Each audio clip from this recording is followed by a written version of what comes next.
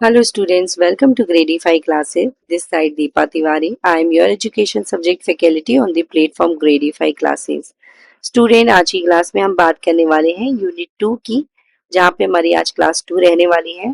इससे पहले की वीडियो में हम ऑलरेडी क्लास 1 में कुछ कमेटी और कमीशंस के बेसिक के रूप में हम बात कर चुके हैं। अब मैं आपको यहाँ बता दूं कि कुछ बच्चों को ही डाउट हो रहा है कि क्या वो क्लास से हमें नंबर मिलेंगे। तो मैं आपको ये चीज बता दूं स्टूडेंट कि वो जो क्लास है वो एक बेसिक क्लास है। बेसिक इन द सेंस आपको ये बताने का मेरा काम था कि आपकी कमेटी और कमीशंस जो एजुकेशन यानी टीचर एजुकेशन से रिलेटेड है वो कौन से हैं, बस आपको उस क्लास में ये बताना था। मैं ये कुछ भी नहीं कह रही हूँ कि वो क्लास आपकी लास्ट क्लास है या उसी क्लास से यूनिट 2 पूरी कवर हो रही है। ठीक है, यूनिट 2 कवर करने के लिए हम ईच एंड एवरी टॉपिक को अलग अलग पढ़ेंगे। जैसे कि आज हम पढ़ने जा रहे हैं यूनिवर्सिटी ग्रांट कमीशन को। ठीक है स्टूडेंट, तो चलिए स्टार्ट करते हैं आज अपनी इम्पोर्टेंट टॉपिक को। यूनिवर्सिटी ग्रांट कमीशन का एस्टेब्लिशमेंट देखिएगा। एस्टेब्लिशमेंट हुआ है 28 दिसंबर 1953 में। ये फॉर्मली इनॉग्रेट हुआ था 1953 में, लेकिन ये एक स्टैच्यूटरी बॉडी बना है 1956 में। अब ये आप देखेंगे, ये जो स्टैच्यूटरी बॉडी है ये क्या है।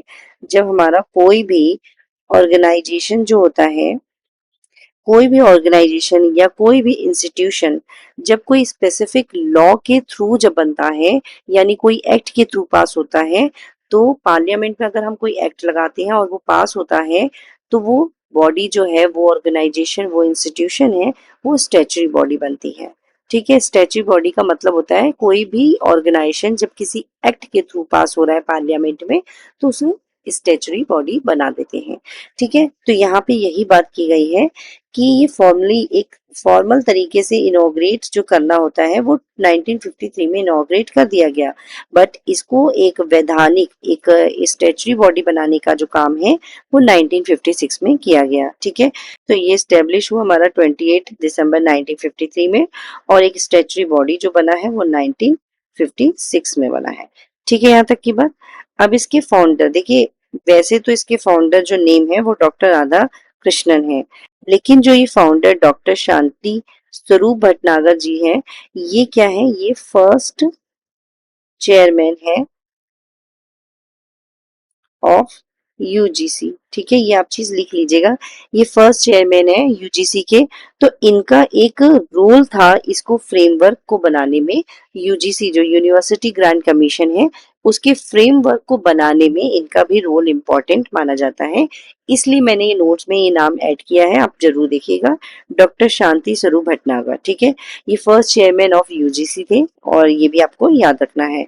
एक्ट जो है वो पास हुआ था 1956 में, और तभी ये पार्लियामेंट में एक्ट पास होने के बाद ये जो है एक स्टैच्यूटरी बॉडी बनके हमारे सामने आया। यूजीसी जो है वो रिस्पॉन्सिबल होती है कोऑर्डिनेशन के लिए, डिटर्मिनेशन के लिए और maintenance of standards in higher education. Higher education में स्टैंडर्ड्स को मेंटेन करने का काम यूजीसी ही करती है। ठीक है, इसके फाउंडर जो है डॉक्टर राधा कृष्णन जी माने जाते हैं, जो कि बाद में सेकंड प्रेसिडेंट ऑफ इंडिया बने। क्लियर यहाँ तक की बात। ये यहाँ पे आप हिंदी में भी देख सकते हैं, यहाँ पे चीजें आपको हिंदी में भी मिल जाएंगी। इस आयोग की स्थापना डॉक्टर सर्वपल्ली राधाकृष्णन जी ने की थी, और जो बाद में दूसरे राष्ट्रपति के रूप में हमारे सामने आए। क्लियर यहाँ तक की बात। एक्ट देख लीजिएगा, पहले इस्टेब्लिशमेंट इसका जो होता है 1953 में, और बाद में ये एक्ट बनता है 1956 में। क्लियर यहाँ तक की बात। अब ये देखिएगा, इसके ऑब्जेक्टिव्स हम देखते हैं। ऑब्जेक्टिव्स क्या है यूजीसी के। देखिए, इसका ऑब्जेक्टिव, मेन ऑब्जेक्टिव जो है वो है प्रमोशन करना हायर एजुकेशन में।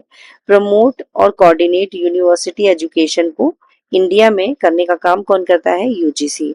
जहाँ पे ये हायर एजुकेशन में प्रमोशन और उनको कोऑर्डिनेशन करने का काम करती है।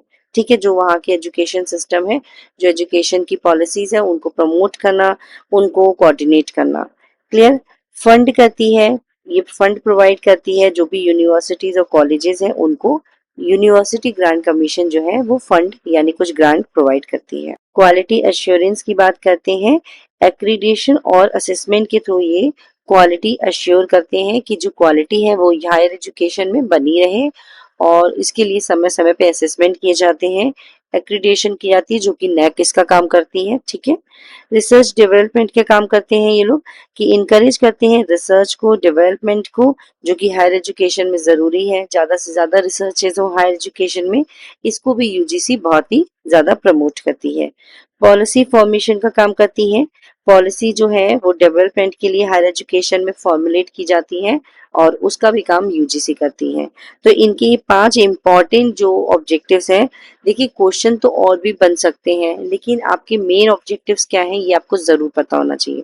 यूजीसी के 5 मेन ऑब्जेक्टिव्स हैं कि प्रमोशन जो हायर एजुकेशन में उसका काम करती हैं, फंड प्रोवाइड करती हैं, क्वालिटी एश्योर करता है, रिसर्च पे फोकस करते हैं और पॉलिसी फॉर्मेशन का भी काम ये लोग करते हैं, ठीक है। हिंदी में आप यहाँ पे देख सकते हैं। इसके बाद अगर हम इनके फंक्शंस की बात करते हैं तो फंक्शंस क्या हो सकते हैं यूनिवर्सिटी ग्रांट कमीशन के। देखिए ग्रांट एलोकेशन जो कि अभी हमने पढ़ा, एक्रेडिएशन, ठीक है, एक्रेडिएशन एक्सेस करता है जो नैक का काम इन्होंने दे रखा है नैक को, पॉलिसी एडवाइजरी का काम, ठीक है, रिसर्च प्रमोशन और कैपेसिटी बिल्डिंग, इनहेंस करता है कैपेबिलिटीज को, जो एजुकेशनल इंस्टीट्यूशन की है उनकी कैपेबिलिटीज को इनहेंस करता है कि वो ज्यादा से ज्यादा रिसर्च वर्क करवा सके, ज्यादा से ज्यादा अपने एजुकेशनल इंस्टीट्यूशन को जो है वो डेवलप करने का काम कर सके, ठीक है। ये इसके फंक्शंस हो गए, आप यहाँ पे हिंदी में देख सकते हैं। अब बात करते हैं कि जो यूनिवर्सिटी ग्रांट कमीशन है इंडिया में, वो कौन कौन से जो टाइप की यूनिवर्सिटी है उनको कंट्रोल करती है, ये आपको पता होना चाहिए, ठीक है। सबसे पहले तो मैं आपको यहाँ एक चीज बता दूं कि जो हम पढ़ने वाले हैं, सेंट्रल, स्टेट यूनिवर्सिटी, प्राइवेट और डीम्ड यूनिवर्सिटी। अब आगे बढ़ने से पहले मैं आप सबसे एक कमेंट चाहती हूँ, आप सब लोग मुझे कमेंट करिएगा कि प्रेजेंट टाइम में यानी 2025 अप्रैल में हमारे इंडिया में कितने सेंट्रल यूनिवर्सिटी, स्टेट, प्राइवेट और डीम्ड यूनिवर्सिटी हैं। ये टोटल नंबर ऑफ यूनिवर्सिटी आप मुझे कमेंट करके बताएंगे कि कितने हैं इंडिया में, ठीक है। तो इंडिया में इस समय जो यूनिवर्सिटीज को जो यूजीसी कंट्रोल करती है उसमें सबसे पहले आता है सेंट्रल यूनिवर्सिटी, जो कि एक्ट ऑफ पार्लियामेंट के थ्रू पास होता है और सेंट्रल गवर्नमेंट इनको फंड करती है। एग्जाम्पल के रूप में जैसे हमारा यूनिवर्सिटी ऑफ दिल्ली है, जेएनयू है, इलाहाबाद यूनिवर्सिटी है, बीएचयू है, ये सब हमारे सेंट्रल यूनिवर्सिटी में आते हैं, ठीक है। स्टेट यूनिवर्सिटी की अगर बात करते हैं तो इनको स्टेट लेजिस्लेटिव एक्ट के थ्रू पास किया जाता है, फंड करती है इनको स्टेट गवर्नमेंट। और एग्जाम्पल के रूप में आप देखते हैं university of Mumbai, university of Calcutta, university of Lucknow, ये भी हमारा स्टेट यूनिवर्सिटी है अभी तक, ठीक है। तो ये हमारे स्टेट यूनिवर्सिटी हैं जिनको कंट्रोल्स करती है यूजीसी। इसके बाद देखते हैं deemed university, deemed to be university क्या होती हैं, इनको यूजीसी अंडर सेक्शन 3 यानी यूजीसी एक्ट 1956 के थ्रू इनको डिक्लेरेशन मिला हुआ है, ठीक है। यूनिवर्सिटी जो डीम्ड यूनिवर्सिटी है याद रखिएगा सेक्शन 3 के अंडर में ये आते हैं। ऑटोनोमस स्टेटस है इनका, इनको ग्रांट किया जाता है हायर एकेडमिक स्टैंडर्ड्स के थ्रू, ऑटोनोमस स्टेटस इनका माना जाता है डीम टू यूनिवर्सिटी का।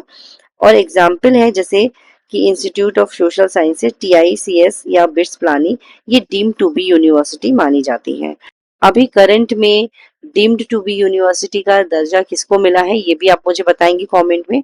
अभी करंट में भी आपकी सबसे फेमस इंस्टीट्यूशन को भी डीम्ड टू बी यूनिवर्सिटी का दर्जा मिला है, आप मुझे कमेंट करके जरूर बताइएगा वो कौन है, ठीक है। प्राइवेट यूनिवर्सिटी की अगर बात करें तो स्टेट लेजिस्लेटिव एक्ट के थ्रू इनको एस्टेब्लिशमेंट किया जाता है, फंड इनको प्राइवेट बॉडीज और ट्रस्ट इनको फंड करती है, यूजीसी से ये रिकॉग्नाइज्ड होते हैं but can not affiliated other college, ठीक है। एग्जाम्पल में जैसे Amity university, Ashoka university, clear. तो इस तरह से और भी प्राइवेट यूनिवर्सिटी हैं बट है काफी ज्यादा, आप मुझे नंबर्स बताएंगे जैसे मैंने अभी कहा था आपको कमेंट से बताने के लिए। तो हमारी जो 4 तरीके की यूनिवर्सिटीज है जिनको यूजीसी कंट्रोल करती है उसमें central university, state university, deemed to be university और प्राइवेट यूनिवर्सिटी आते हैं। क्लियर है यहाँ तक की बात। अब मैं आपके लिए कुछ एमसीक्यूज लेके आई हूँ जो कि प्रीवियस ईयर के क्वेश्चंस हैं, उनको देख लेते हैं जिससे आपके कुछ डाउट्स जो हैं कि कैसे क्वेश्चन इस टॉपिक से आते हैं वो भी क्लियर हो जाएंगे। जिसमें सबसे पहला क्वेश्चन है हमारा, यूजीसी की औपचारिक स्थापना कब हुई। फॉर्मली ये इनॉग्रेट कब किया गया यूजीसी, अभी मैंने पढ़ाया था आपको तो आपको मालूम होगा कि 1953 में ये फॉर्मली इनॉग्रेट हुआ है। बट 1956 की अगर बात करें तो ये एक्ट के थ्रू जब पार्लियामेंट में पास हुआ तो ये यहाँ पे क्या बन गया था, एक स्टैचुरी बॉडी बन गया था। ठीक है, क्या बन गया था, ये एक स्टैचुरी बॉडी बन गया था। क्लियर। अब अगर हम बात करें इसी के नीचे जो आपका सेकंड क्वेश्चन है कि under which act was UGC made a statutory body, तो यहाँ पे मैंने अभी आपको जस्ट ऊपर बताया कि ये 1956 यानी C option university grant commission act 1956 के अंडर में ये स्टैचुरी बॉडी बना। अब ये दोनों क्वेश्चन मैंने एक साथ इसलिए यहाँ पे एक ही पेज पे टाइप करवाए हैं जिससे आपको ये पता चल सके कि फॉर्मली इनॉग्रेट करने का मतलब है 1953 और अगर ये एक एक्ट के थ्रू पास हुआ है तो 1956 है। ठीक है, यहाँ तक की बात। अब देखिएगा नेक्स्ट क्वेश्चन कि who is the known as the architect of UGC. जो आर्किटेक्ट है मतलब एक तरीके के स्थापत्यकर्ता जो माने जाते हैं वो यूजीसी के कौन है, तो वो देखिएगा स्टूडेंट, वो डॉक्टर शांति स्वरूप भटनागर नाम जाना जाता है। और अगर हम फाउंडर की बात करते हैं तो फाउंडर हमारे कौन है, डॉक्टर सर्वपल्ली राधाकृष्णन।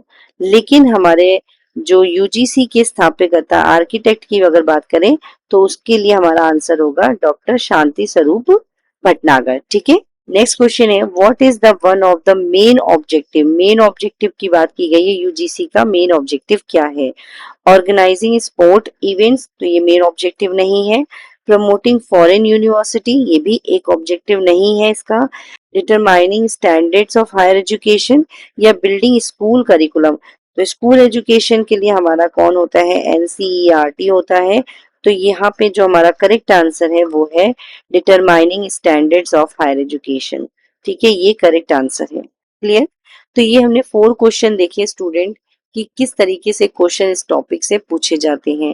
ठीक है, बहुत ही सिंपल टॉपिक है। ये जनरली हमारे सिलेबस में टॉपिक मेंशन नहीं है, मेंशन आपके सेकेंडरी एजुकेशन से है, वहां से हमें पढ़ना चाहिए। लेकिन मैंने आपको एक बेस बनाने के लिए टॉपिक भी पढ़ा दिया जिससे आपको ये ना लगे कि यूनिवर्सिटी ग्रांट कमीशन यानी यूजीसी से अगर कोई चीज पूछी जाती है तो आपको आंसर नहीं आ रहा। तो इसके जो छोटा सा ये टॉपिक था जिसमें आपको चीजें आपके इसके फंक्शंस, आपको इसके ऑब्जेक्टिव्स पता होना चाहिए जो मेन चीज है। इसके जो आर्किटेक्ट हैं डॉक्टर शांति स्वरूप भटनागर वो आपको पता होना चाहिए और मेन जो फाउंडर है वो है डॉक्टर सर्वपल्ली राधाकृष्णन, ये भी आपको क्लियर कट पता होना चाहिए। ये 1953 में फॉर्मली इनॉग्रेट हुआ था बट 1956 में एक्ट जो पार्लियामेंट में पास हुआ था तब ये एक स्टेचुरी बॉडी बन गया था। ये भी चीज आपको क्लियर होनी चाहिए इस टॉपिक पे। क्लियर। तो ये आपके लिए कुछ इंपॉर्टेंट चीजें थी जो कि मैंने आपको इस टॉपिक से बताई। याद रखिएगा 4 टाइप के ये यूनिवर्सिटीज को कंट्रोल करता है, deem to be university, private university, central और स्टेट यूनिवर्सिटी। अब कितनी यूनिवर्सिटी स्टेब्लिश किए जा चुके हैं अभी करंट तक, तो ये आप मुझे कमेंट में जरूर बताइएगा जिससे आपका ये नॉलेज भी क्लियर होगा कि कितने यूनिवर्सिटी इस समय तक फॉर्म किए जा चुके हैं, सेंट्रल है चाहे वो स्टेट है, प्राइवेट है चाहे वो डीम्ड है। ठीक है, ये आप मुझे कमेंट में बताइएगा। फंक्शंस हमने देख लिए, इसके ऑब्जेक्टिव्स भी देख लिए हैं, याद रखिएगा इसके ऑब्जेक्टिव्स को। और इसकी हमने जो बेसिक थ्योरी है वो भी पढ़ ली है। आई होप आपको टॉपिक बहुत अच्छे से क्लियर हो गया होगा, कुछ भी डाउट इस टॉपिक में नहीं रह गया होगा। तो इसी तरह के इम्पोर्टेंट टॉपिक के साथ हम नेक्स्ट वीडियो में मिलेंगे और नेक्स्ट वीडियो जो हमारा रहेगा वो सेकेंडरी एजुकेशन पे रहेगा। मैं कोशिश करूंगी कि जल्दी ही आपको वो टॉपिक भी कवर कराऊं। तो कैसी लगी आज की क्लास, अगर आपको क्लास पसंद आई हो तो प्लीज वीडियो को लाइक शेयर जरूर करिएगा, चैनल को सब्सक्राइब करिएगा, आपको ऐसे ही इम्पोर्टेंट वीडियो यहाँ पे मिलते रहेंगे। तब तक के लिए student thank you so much and take care.